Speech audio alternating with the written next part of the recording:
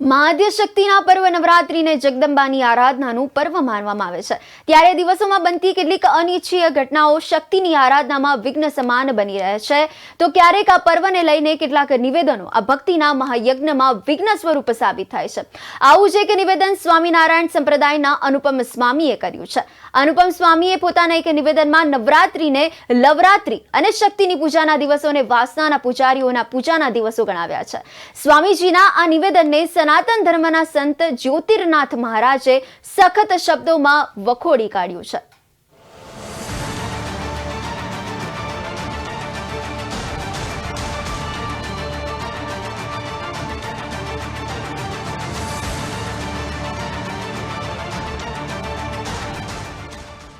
નવરાત્રિના ત્રીજા નોરતે સ્વામિનારાયણ સંપ્રદાયના સ્વામીએ બફાટ કરતા ગુજરાતમાં સ્વામિનારાયણ વર્સેસ સનાતનની સ્થિતિ સર્જાઈ છે।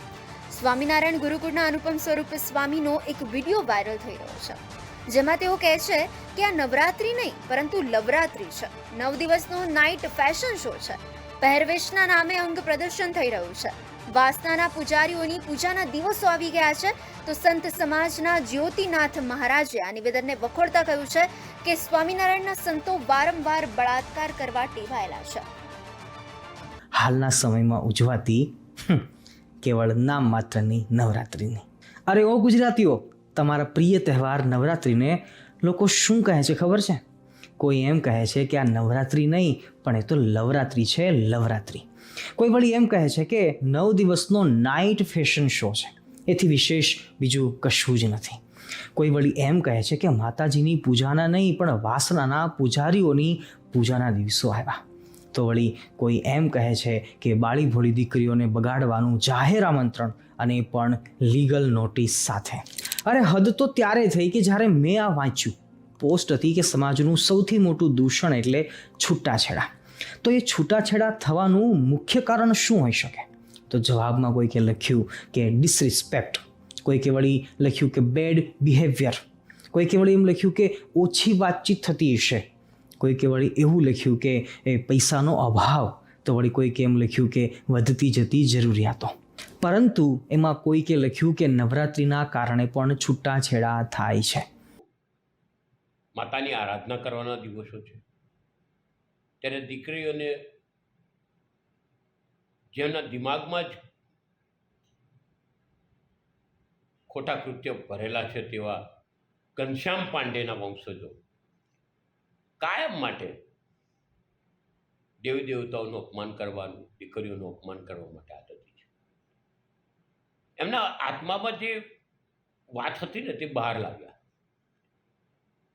કારણ કે એમની જે પ્રવૃત્તિઓ છે તે દુનિયા જાણે છે, મારે કંઈ કહેવાની જરૂર નથી। ને આ પ્રવૃત્તિના બધા છે। બાકી આપણા સનાતનની વાત કરો તો તેમાં કીધું છે, કુમારી ચ કન્યા ચ યુવતી હતી અપ્રૌઢા ચ પ્રૌઢા ચ પુત્ર માતા બલપ્રદા મહોદરી મુક્ત કેશી ગૌર રૂપા મહાબલા અગ્નિ જ્વાલા રૌદ્રમુખી કાળરાત્રિ તપસ્વીની। જગતની દરેક સ્ત્રી માતા છે ને આ નવલી નવરાત્રમાં તેનું પૂજન થતું હોય છે।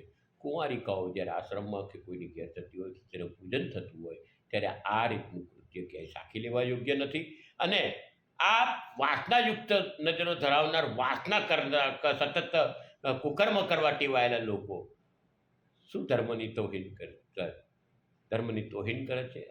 આ સ્વામિનારાયણ સંતે જે ઘણા સમયથી સ્વામિનારાયણ સંતો બફાટ કરી રહ્યા છે અને હિન્દુ દેવી દેવતાને ઉપર ઘોર અપમાન કરી રહ્યા છે સાહેબ, તો વિશ્વ હિન્દુ પરિષદ એવી સંસ્થા છે કે જ્યાં જ્યાં હિન્દુઓનું આસ્થાનું કેન્દ્ર છે એમને છીનવાતું હોય તો ત્યાં વિશ્વ હિન્દુ પરિષદ સમાજ અને બજરંગ દળ પોતે જોડે જ હોય છે। તો નવરાત્રિ એક માતાજીનો પવિત્ર તહેવાર છે, 9 દિવસની જેમ વિધર્મીઓના પણ તહેવાર હોય છે એ રીતે આ નવરાત્રિ પણ હિન્દુઓના તહેવાર છે, બરાબર છે। અને આ જે તમે આપ કહો છો એ પ્રમાણે આ પગલું ભર્યું છે, 2 બળાત્કાર કેસમાં પકડાયા છે। મને એવું લાગતું નથી કે હિન્દુ હોય, પણ આ વિધર્મીઓનું જ કામ છે એવું મને સ્પષ્ટ લાગે છે। સ્વામીજીએ મા આદ્યશક્તિના પર્વ નવરાત્રિમાં સ્ત્રીને મનોરંજનનું સાધન ગણવામાં આવતું હોવાનો ખેદ વ્યક્ત કર્યો હતો। એમણે સ્ત્રીની દશાને ટિકિટના ભાવ ઊંચા લેવાનું સાધન ગણીને એક ભૂખ્યા ભેડિયા વચ્ચે સસલાને રમતું મૂકવાની સ્થિતિ સાથે સરખાવી હતી. સ્વામીજીએ નવરાત્રી ગરબાના આયોજનને ભોળી દીકરીઓને બગાડવાનું જાહેર આમંત્રણ ગણાવ્યું છે, જેમાં એમણે આ આમંત્રણ એક લીગલ નોટિસની ઉપમા આપી છે. અનુપમ સ્વામીએ નવરાત્રી ગરબાને છૂટાછેડાના મુખ્ય કારણોમાં સમાવિષ્ટ કરી પોતાની વિલક્ષણ બુદ્ધિનું પ્રદર્શન કર્યું હતું. કોઈ ચોક્કસ વ્યક્તિના અભિપ્રાયને ટાંકીને સ્વામીજીએ નવરાત્રીને છૂટાછેડાના પ્રમુખ કારણોમાંથી એક ગણાવીને પોતાની સમજણ શક્તિનો પરિચય આપ્યો હતો. દુઃખદ બાબત છે, કારણ કે આ નવરાત્રિ એ પાવન પર્વ છે. મા જગદંબાનો 9 દિવસનો એક ઉત્સવ છે અને મા જગદંબા પોતે ગરબે રમવા જ્યારે ઉતરે છે ત્યારે આવા શબ્દો વાપરવા એ કોઈ પણ સંજોગમાં ન ચલાવી લેવાય. એને ખૂબ સખત શબ્દોમાં વાપરું છું. પરંતુ સાથે સાથે જે કલ્ચર જે રીતે વિકસી રહ્યું છે અને એને ઉપર રોક નથી, એટલે કે ખાસ કરીને જે પ્રાચીન ગરબાઓ ભૂલાતા જાય છે અને જે નવી સિસ્ટમ શરૂ થઈ છે, બૂટ ચપ્પલ પહેરીને રમવું, કથા મસ્કરીઓ કરવા, ખૂબ ઘણા બધા બનાવો બને, આ બધું જો નવરાત્રિમાં બને તો પણ એ પણ દુઃખદ બાબત છે અને એના કારણે થઈ અને કોઈને બોલવું પડ્યું હોય એવું પણ બની શકે. પણ નવરાત્રિ માટેના શબ્દો જે વાપર્યા એ કોઈ પણ સંજોગમાં ન ચલાવી લાવે, વાપરવા લાયક છે. સાથે સાથે સવાર 5 વાગ્યા સુધી ગરબે રમો ના નહીં. નાની નાની બાળાઓ રમતી અને હજુ નાની ગરબીઓને બચાવવા માટેની જરૂર. રાજ્યમંત્રીશ્રીએ, ગૃહ રાજ્યમંત્રીશ્રીએ જે વાત કરી એ આનંદની વાત છે, પણ સાથે સાથે એમણે નાની ગરબીઓના પ્રોટેક્શન માટેની પણ ચર્ચા કરી હોત તો ખૂબ આનંદ થાત. કારણ કે અત્યારે નાની ગરબીઓ જે છે, એટલે કે શેરીની ગરબી, મોહલ્લાની ગરબી, બાળાઓ રમતી બાળાઓની ગરબી, આ બધી ધીરે ધીરે બંધ થઈ રહી છે અને પાર્ટી પ્લોટમાં થતા ગરબાઓ કે જ્યાં બૂટ ચપ્પલ પહેરી અને માની મસ્કરી કરતા એ રીતે રમતા ગરબાઓની જે પેલી થઈ રહી છે, એની સામે 100% એક હિન્દુ તરીકે, એક ભારતીય સંસ્કૃતિ તરીકે મારો વાંધો હોય ને હોવો જ જોઈએ. કોઈના વિરોધ અને કોઈની વાત કરતા વગર એટલું ચોક્કસથી કહી શકાય કે આ નવલી નવરાત્રિનું જે પર્વ છે એ મા જગદંબાનું આરાધનાનું પર્વ છે. એમાં ગરબે રમીને જાપ ધૂપ કરીને માનું આરાધના થતી હોય છે. આ 9 દિવસો ખૂબ સારા દિવસોમાં જેટલી પણ ભક્તિ પૂજા આરાધ્ય કરીએ તેટલું મા શક્તિ આપે છે અને માની શક્તિ મેળવવાનું આ પર્વ છે, એટલે એને બીજી રીતે ન મૂલવ્ય કરતા. તાજેતરમાં મને ટીવી જોતા જાણવા મળ્યું કે વડોદરામાં ફરી વખત રેપ થયો છે. 5 દુઃખા આવ્યા અને 2 દુઃખાએ બળાત્કાર કરીને જતા રહ્યા છે. પોલીસ ખાતું શું કહે છે? ગ્રહ ખાતું બહુ સજાગ છે. ગ્રહ સંઘિસાહેબ ઘણું બોલે છે, પણ આવા બનાવ ઘણા બનતા જાય છે, વધતા જાય છે. તો એના ઉપર પૂરેપૂરું સરકાર ધ્યાન આપે અને કડક હાથે પગલાં લે એવી મારી ન્યાય માગણી છે. અને તાજેતરમાં અમદાવાદના એક સ્વામિનારાયણ સંતે નવરાત્રિ વિશે જેમ તેવા સ્ટેટમેન્ટ આપ્યા, જેથી નોરતામાં ધાર્મિક લાગણી દુભાઈ છે. વર્ષે એકવાર તહેવાર આવે છે, એ પણ સ્વામિનારાયણ સંતે ગમતું નથી અને જેમ તેમ બફાટ કરે એ વ્યાજબી નથી. આવા બફાટ બંધ કરવા જોઈએ અને તેઓને ચેતવણી પણ પોલીસ ડિપાર્ટમેન્ટ આપી છે, ભાઈ આવા અવિગ્રહ થાય એવું શું કામ સ્ટેટમેન્ટ આપો છો? તો આ અંગે જરૂરી કાર્યવાહી સરકારશ્રી કરે એવી અમારી માગણી. નવરાત્રીમાં પહેરવેશના નામે ફક્ત ને ફક્ત અંગ પ્રદર્શન જ થતું હોવાનો આક્ષેપ કરી સ્વામીજીએ પોતાની અવધાન શક્તિના કેન્દ્રને પ્રદર્શિત કર્યું હતું. સ્વામીજીએ પહેલાના સમયમાં થતા શેરી ગરબાઓનું સ્મરણ કરી ગરબા ગ્રાઉન્ડમાં વાગતા અભદ્ર ગીતોને હવાલો આપીને લાચારી પ્રગટ કરી હતી. સ્વામીજીએ નવરાત્રી ગરબામાં અશોભનીય વસ્ત્રો પહેરવા પર પ્રતિબંધ લગાવી સારા વસ્ત્રોને પહેરવાની ભલામણ કરી હતી. રાત્રિના 12 વાગ્યા પછી ગરબા બંધ કરવા પર ભાર મૂકી પુરુષ અને સ્ત્રીઓના કુંડાળા અલગ અલગ રાખવા સ્વામીજીએ સલાહ આપી હતી. ગુજરાતના ગૃહમંત્રી જ્યારે કહેતા હોય કે પાકિસ્તાનમાં ગરબા રમવા જવાની વાતો કરતા હોય, ત્યારે કાલે વડોદરાની એક ઘટના ઘટી દુષ્કર્મની. તો આ શું કહેવાય? ગુજરાતનો કાયદો વ્યવસ્થા કથરાઈ ગયેલો છે. આજે હજી દાહોદની ઘટના સાય સુકાઈ નથી. ત્યાં ગત રાત્રે આપણે સાંભળ્યું કે વડોદરામાં પણ દુષ્કર્મની એક ઘટના ઘટી છે. ત્યારે હર્ષ સંઘવી સાહેબને કહેવા માંગીએ છીએ કે સાહેબ, તમે પાકિસ્તાન જવાની સલાહ ન આપો. ચૂંટણી છે, ચૂંટણીના રાજ્યમાં ચાલી રહી છે, પણ ધર્મના નામ ઉપર તમે રાજકારણ જે કરી રહ્યા છો એ રાજકારણ બંધ કરો. તમે એક બાજુ કહો છો કે 5 વાગ્યા સુધી ગરબા રમાશે અને એક બાજુનું તમારો પરિપત્ર પણ છે કે રાત્રે 12 વાગે સાઉન્ડ બંધ થઈ જશે. તો પાકિસ્તાન જનતાને નથી જવાનું, પાકિસ્તાન તમારે જવાની જરૂર છે ત્યાં કંઈક શીખવા માટે. બીજી વસ્તુ, કાલે એક સાધુ દ્વારા પણ એક બફાટ કરવામાં આવ્યો કે અત્યારે નવરાત્રિ નથી, લવરાત્રિ છે. એ સાધુ ને પણ એટલું કહેવા માંગીએ છીએ કે તમારા મુખે આવા શબ્દ શોભાન્ય નથી દેતા અને આપ ગુજરાતની અને દેશની જનતાની માફી માંગો. આ નવરાત્રિ છે, નવ દુર્ગાની રાત્રિઓ છે. છેલ્લે સ્વામીજીએ જણાવ્યું હતું કે ખરેખર માતાજીને પ્રસન્ન કરવા જ હોય તો ગરબાની શરૂઆતમાં કે વચ્ચે હોલ્ટ લઈ બની શકે તો 10 કે 20 મિનિટ સુધી આપણા સાંસ્કૃતિક વારસાની કે હિન્દુ ધર્મની મહાનતાની કે સનાતન ધર્મના સુંદર તહેવારોના મહિમાની વાતો ખરેખર કરવી જોઈએ. અસામાજિક તત્વોના ગરબા ગ્રાઉન્ડમાં પ્રવેશને પ્રતિબંધ મૂકી સીસીટીવી દ્વારા કડક પહેરો રાખવા માટે સ્વામીજીએ હિદાયત કરી હતી. આ મામલે સનાતન ધર્મના સાધુ જ્યોતિર્નાથ મહારાજે સ્વામિનારાયણ સંપ્રદાયના અનુપમ સ્વરૂપ સ્વામી પર આકરા પ્રહારો કર્યા હતા. જ્યોતિર્નાથ મહારાજે આવા સાધુઓને સનાતન ધર્મને હાનિ પહોંચાડતા તત્વો ગણાવ્યા હતા. સનાતન સમાજના સંતે દરેક સ્ત્રીને માતા કહીને સ્વામીજીના શબ્દોને વખોડી કાઢ્યા હતા. નિવેદન ગરબા માટે થયું છે તે સહેજ પણ યોગ્ય નથી અને વખોડી કાઢ્યું.